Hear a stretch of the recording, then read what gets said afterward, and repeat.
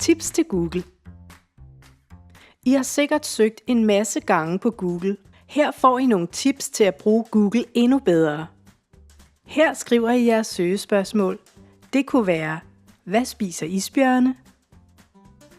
I kan få resultater kun på dansk ved at klikke her. Søgeværktøjer, sprog, sider på dansk. Start med at kigge ned over hele den første side med resultater.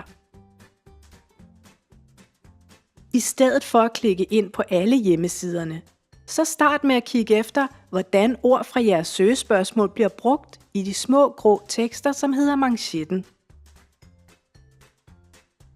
Klik kun på dem, I synes virker allerbedst.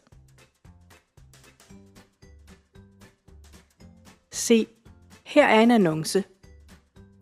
De firmaer, der har annoncer, betaler Google for at ligge først i et resultat. Tænk over, om det er den bedste side at finde svar på jeres spørgsmål. Wikipedia, den kender I helt sikkert. Husk, at alle kan skrive til Wikipedia, så vær ekstra opmærksom og kritisk.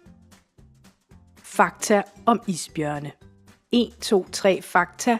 Hvem mon har lavet den side? Og mon vi kan stole på det, der står?